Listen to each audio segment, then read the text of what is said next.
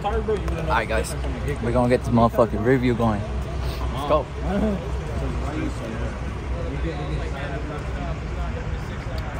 She look angry with the red eyes, you know. It's because it's a red eye killer, you know what I mean?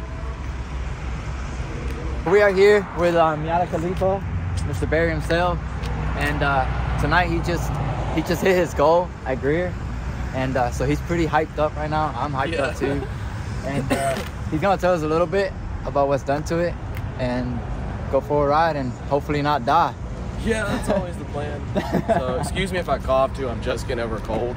Thank God, like I feel well enough to make it out tonight, and we did that. But yeah, I'll just give you a rundown of the car, front to back. So as you see, this is a red eye Miata. I bought it just like that from Mazda. It's the newest edition that just came out. I just told him. No, I put this on for Halloween, a trunk or treat, and I put little fangs on it and stuff, and I just left it on. I thought it was funny. So start under the hood.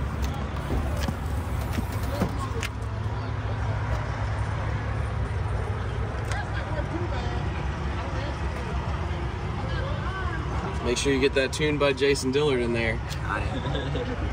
Because without him, it wouldn't have done what it did tonight. Tell these people how he's home. So, actually not an LS1. It is an LC9, which is a Gen 4, a 5.3 aluminum block with a Siamese bore. Came out of a 2012 Silverado. It's got a sloppy stage 3 cam, LS7 lifters, push rods, and springs, and I've got like a few F-body accessories, a few like Camaro and Corvette parts kind of mixed on it. The manifolds are Pontiac G8. Yeah, had to have this. This literally like one of the first parts I bought when I started saving up parts for the car.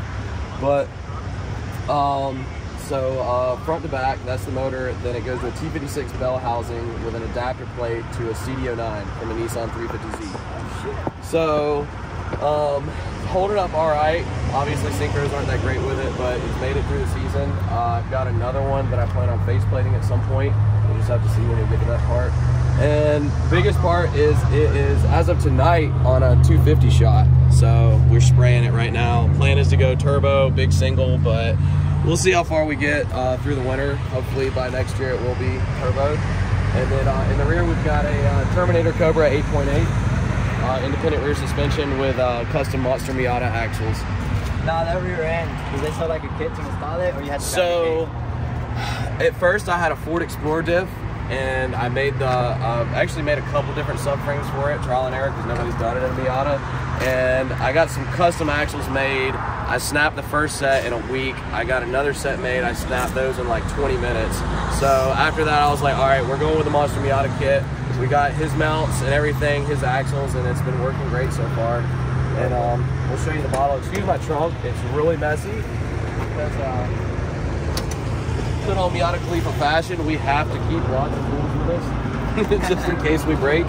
But there's the bottle back there, and a bunch of random tools, laptop, all the goodies. That's good. So my man was running the fast times that you'll see with all of this in the trunk. Yeah, a bunch of stuff in the trunk.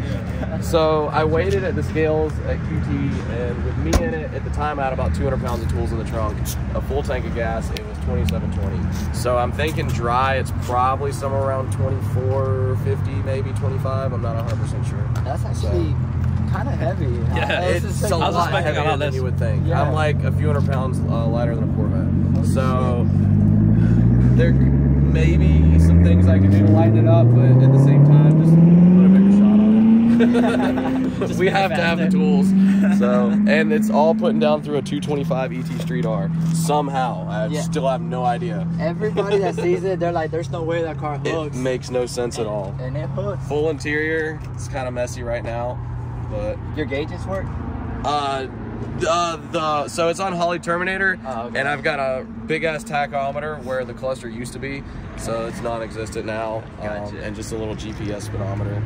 Shit. Yeah. I did not know it was a Nissan transmission. Yeah. What? The 350Z transmission. What the? So it's Chevy, Nissan, Ford, Mazda. That's crazy. Talk about a Frankenstein, bro. Yeah. It's a true Frankenstein right there. That's insane. So tell us how excited you are about your time today. Dude, I'm stoked. Y'all are gonna see soon. I can't wait to see those videos, dude. It's gonna be great. How much work did it take you to get there? So much, dude. So much money and time and effort and sleepless nights, but Yeah, a lot of axles. yeah. So this is actually not the first motor. This is the third motor. Since it's been 3 motors, 2 diffs, and 5 sets of axles so far since I got it running and driving like a little bit over a year ago. Oh, I just forgot what I was saying. Oh, yeah. So this motor, I actually rebuilt. I think it was 3 weekends ago, or it was exactly a month ago. Because for whatever reason, I'm not 100% sure if it was a leaky injector. We've just been spraying it too much. Probably a lot to do with I didn't change the oil in 6 months, but we got a lot of fuel in the oil. So we did like a 3-minute long burnout at $6 grand, and after I was done, I had 6 pounds of oil pressure, and I had to drive 45 minutes home with 9. It came up to 9, so we had 9 pounds of oil pressure, and it dropped to 8, and I just cut it off for a second and cut it back on and get back up to 9, and we just cruised along at $2 grand. Finally made it home. So I spun like pretty much all the rod bearings. And thank God the cam bearings are all right. I still have a fresh set of cam bearings in the trunk. We were ready to change them. I borrowed the tool and everything, but those were fine. But we got a new crank, good used crank rods, and they have pistons on them already. And I gapped the shit out of the rings, and got new rod and bearings obviously too. So I remember the night where you had us limp at home. We were in Shadyside, right? You was at the gas station. Where Shoals? Where Shoals? Yeah, where Shoals? Yeah, and you were saying I don't have an oil pressure. I was like, that's not good. That's not good. I know, dude. Damn. We were this close to dropping it in the parking lot and like just getting some random oil from inside and changing it there, but I was like, let's just see if we can make it home. Yeah. So, and I changed the oil and I thought it was fine. It had great oil pressure after that. Put some good old Rotella in it. The best. And unfortunately the rod bearings are spun still, so I beat on it a couple times. I went to go for a mountain run and it started knocking. So I limped it home again like 45 minutes, and it made it home. And then we got a Tony shop and we built it there. So guys, this car gets beat every weekend. You guys seen it in some of the videos. It gets beat like a true Khalifa. Yeah, it does. Yeah, it's like Mia Khalifa with extra TNA. Well, shit. He basically ran down the car pretty fast. You can tell he's also a YouTuber. Make sure to follow him. Miata Khalifa on YouTube, and also on Snapchat, the real Miata Khalifa on Instagram and TikTok. So now, without further ado, we can go for a little a ride. His bottle is pretty low right now, so there's no guarantee that it's gonna be a good like bottle pass, but we'll get some on motor pass worst case. And it's still a fucking V8. We'll still hit it on the bottle. I just don't know if it's gonna hit as hard. Yeah. I need to put the street tune in. We got like our kill tune in right now. So you said fuck around and find out, boy. Alright. So thanks to Jason Dillard that's at home sick, in bed, and still emailing me back and forth, like making sure we hit our number. Literally tonight, while he was in the line to do a pass, his tuner was in bed sick, tuning this motherfucker up to get it going. So, well, without further ado, we're gonna catch you inside the car.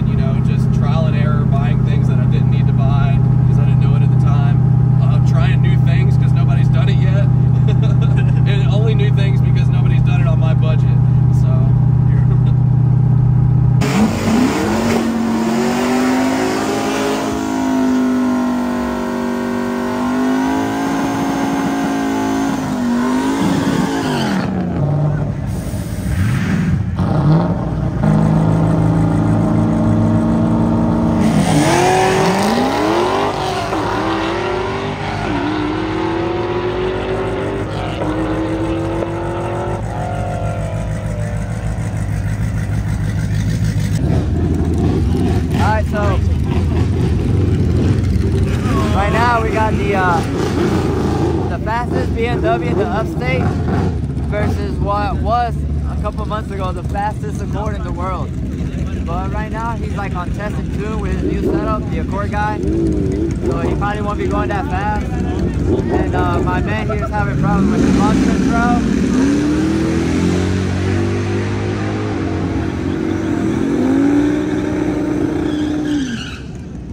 Probably won't be going as fast. You guys do remember this car, we did the review on it.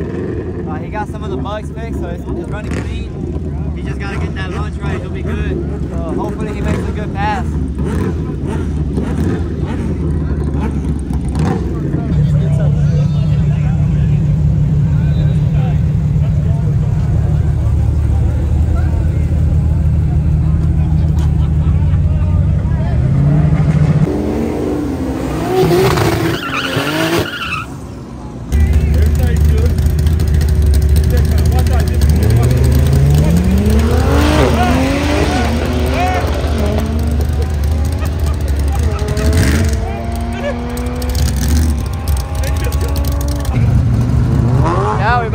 Motherfucking pass in.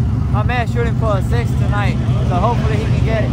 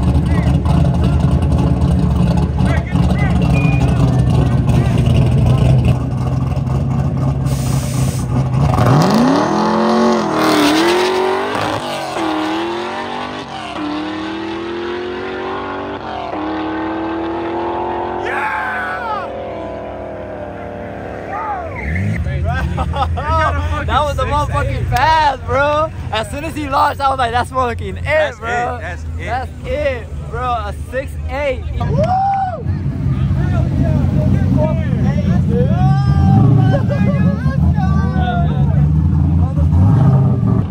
Bro, he left sideways and still fucking held it in, bro. That was a motherfucking pass. We'll catch you on the next one. Dude, that shit fucking took off, dude. I haven't launched that hard before. Dude, the fact that you held it in when it was kind of sideways, that motherfucker just kept going. Yeah, I didn't even see what the That was a hell of a pass. A 1.5. Holy shit, dude. That was a fucking pass. No way, dude. My ET is a 6.4 now. Wow. Hey, they kick you out? Mile an hour or slower, too. It was slower mile an hour. You know you can't run that long? No, but I'm sure that is the last pass of the season. Ain't no way you fucking has that one. Oh man, that was crazy.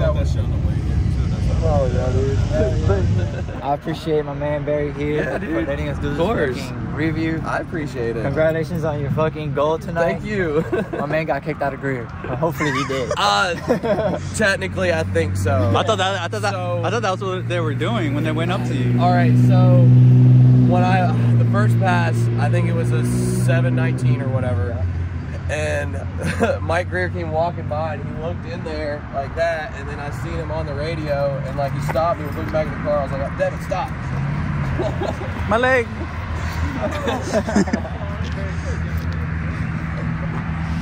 Anyway, he was on the radio. I know he was saying something. So I made another pass, ran the 708, and the fire department stopped me, and they was like, hey, I'm just giving you a heads up. I think they've been talking about you. I think they think you're too fast. So just letting you know right now. And then the third pass, they were like coming up, looking in the window, and I was like, oh God, I think they're gonna tell me I can't run. And like, he came back, and then Mike walked up, and he was like, is that a laptop? I was like, yeah. I was like, I can put it in the trunk, and I popped the trunk and handed it to him, and then he walked off with it, and I was like, no, put it in the trunk. And he was like, you just get it when you come back. So he took my laptop. I guess so I couldn't turn it up anymore, I don't know. But anyway, yeah, and I made that pass. So, I mean, they're already saying I was too fast already, because I'm pretty sure from what I heard in the grapevine that a convertible top can't run less than an 8.5. I haven't looked it up. I think I was talking to Micah. He said a 7.4 was like the limit. Really? But he was way past the limit already. So yeah, dude. My man here pulled out a 6.8, which is fucking fast. I mean, you know, it's fast. It's no slouch.